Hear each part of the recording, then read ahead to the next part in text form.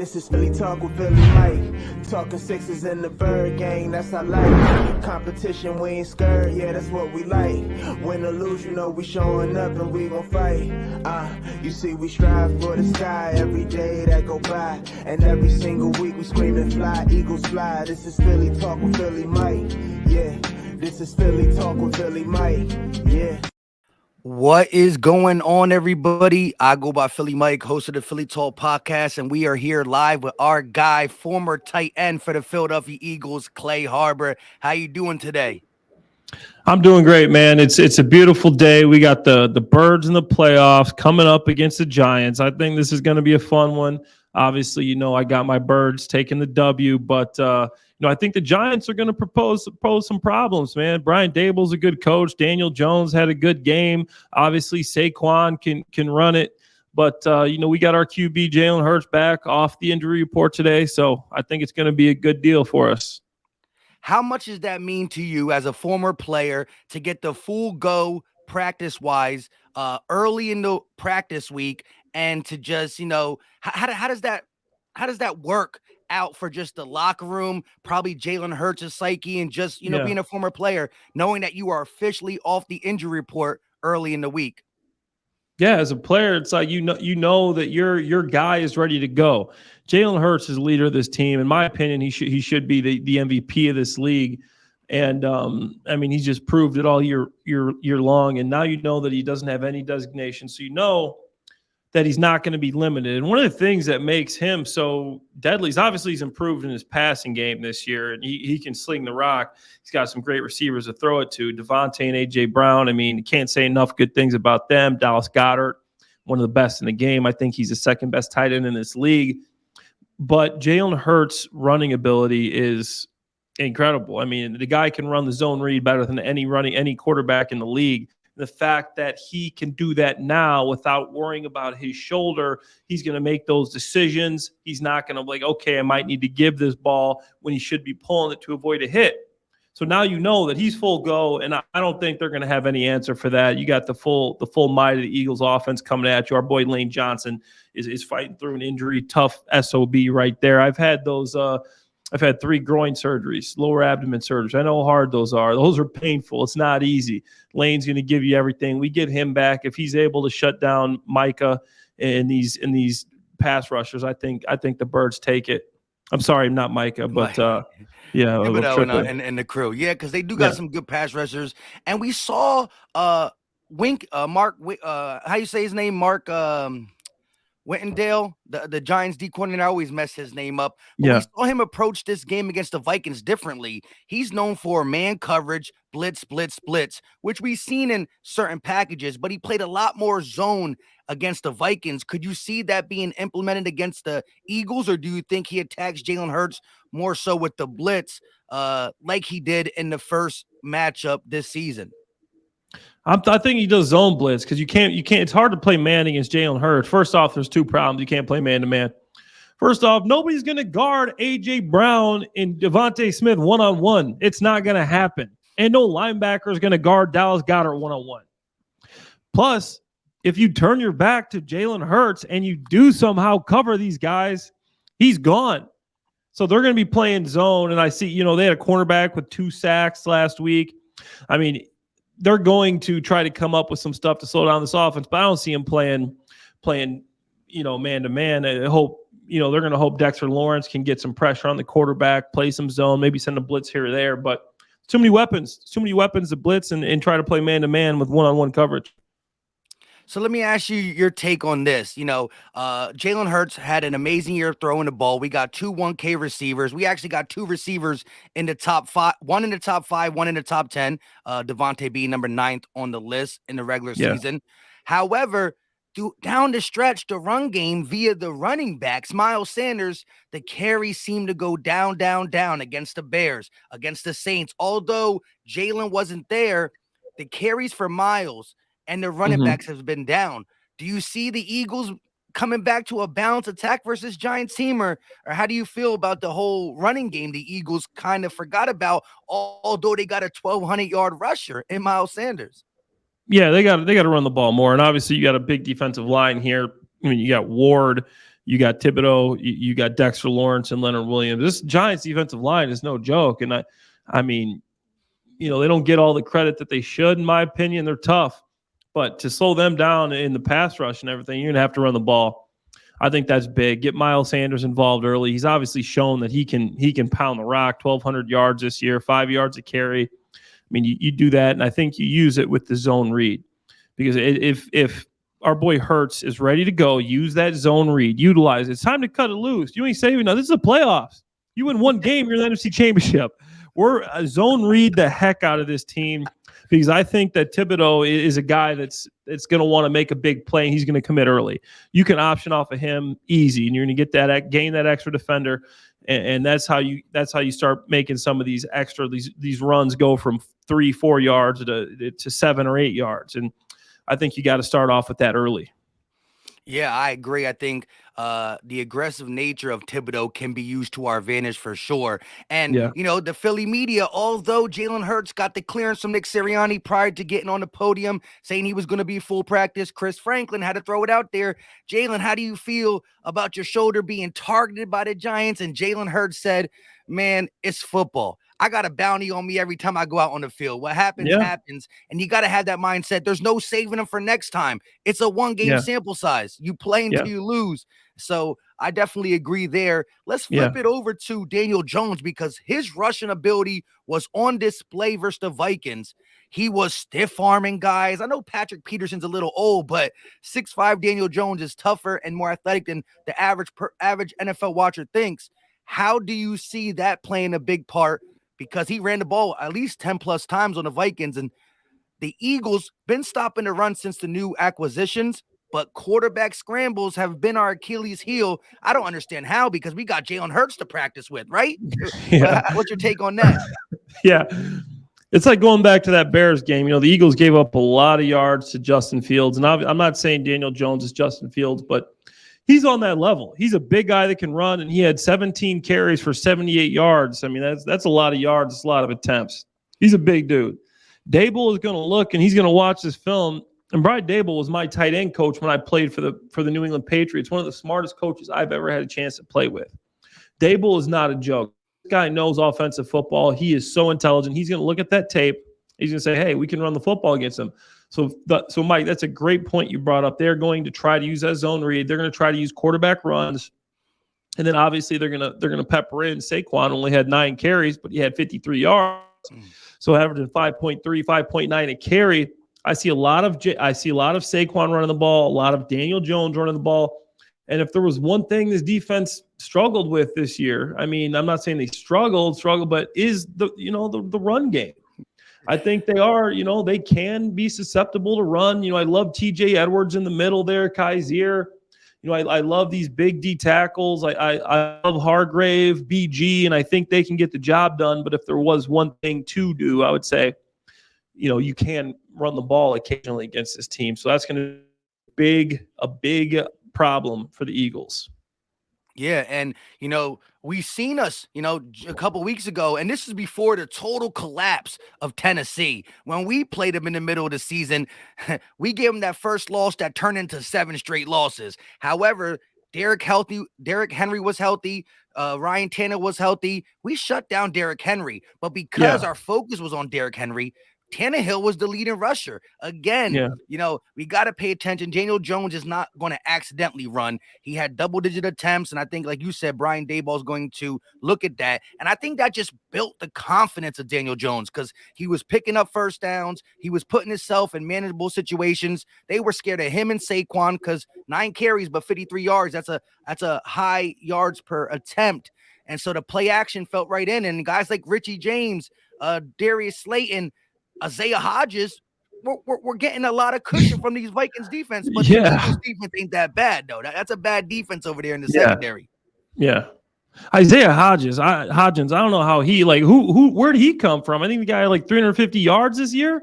You watch that game against the Vikings, I think it had to do, obviously, with the defensive backs. The Vikings defense is terrible. I mean, they're one of the worst passing defenses in the league. I think they're second worst defense in the league behind the Chicago Bears. So Isaiah Hodgins is going to have to go against Darius Slay and James Bradbury. So I'm not worried about it. But he did have, on 9 targets, he had 8 catches and a touchdown. 8 catches for over 100 and a touchdown.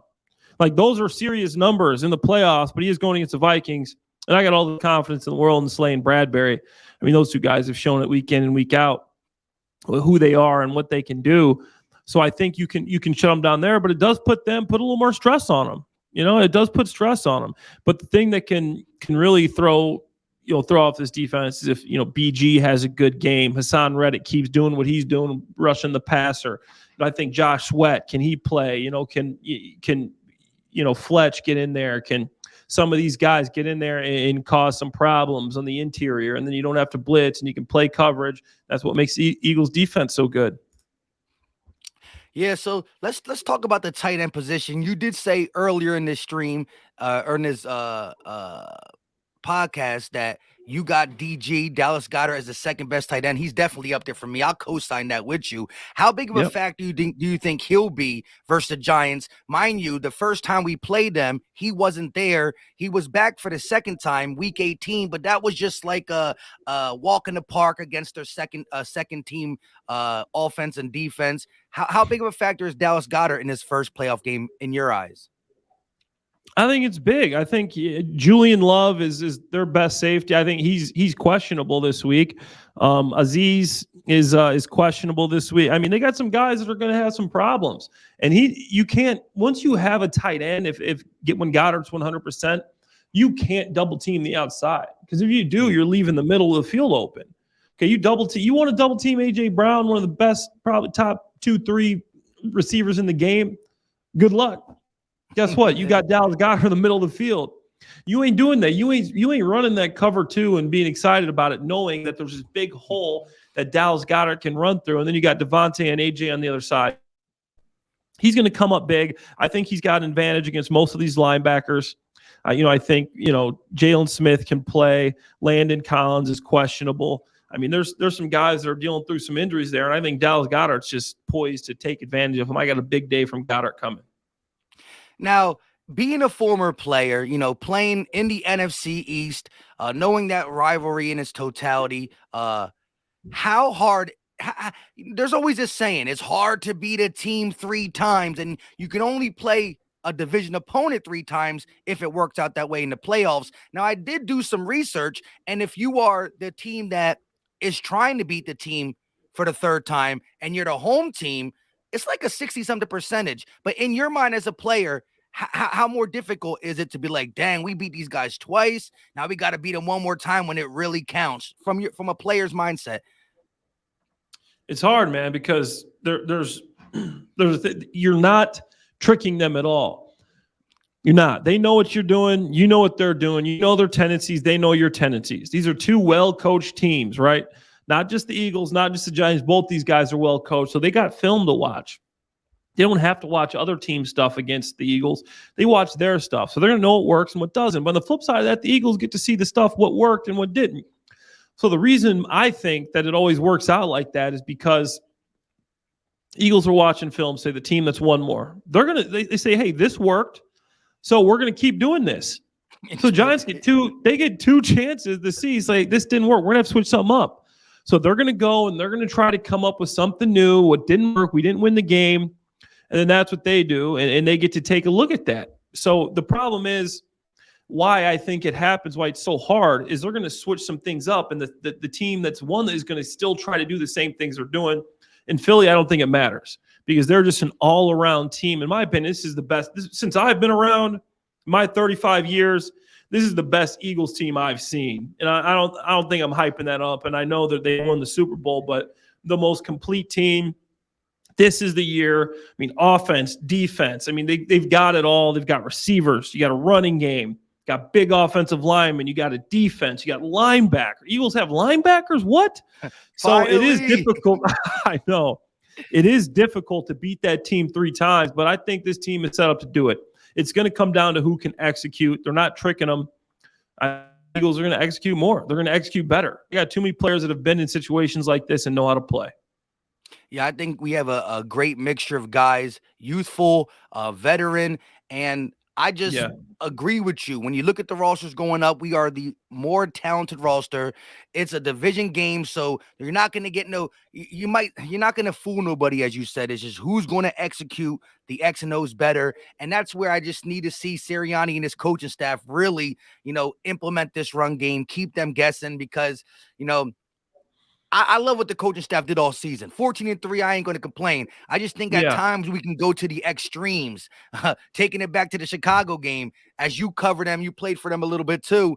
They're not that good at stopping the run. And so, spill milk is over with. But I was like, running Jalen Hurts, which he's incredible, but running him 17 times when you could have took advantage of the rush defense is just mind-boggling to me. And the Giants are good at stopping the run. But I still need to see a balanced mixer just to keep them off balance.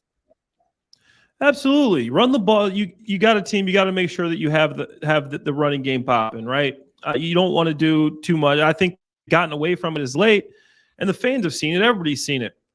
I mean, you go back to last year. What happened before they started running the ball? I mean, come on. The fans bullied Sirianni into running the foot. You start running the football, you end up making the playoffs, being one of the hottest teams in the league.